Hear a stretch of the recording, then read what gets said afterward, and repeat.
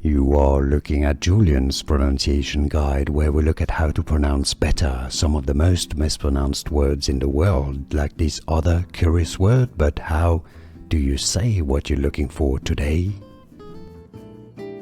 We are looking at how to pronounce these words and more confusing vocabulary too many people get wrong in English, so stay tuned to the channel to learn more. Yeah, I know the spelling is confusing.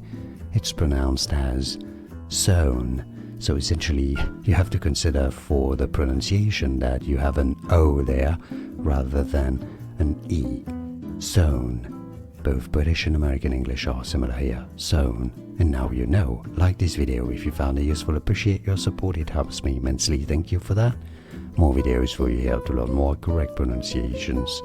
Thanks for watching. I'll see you there.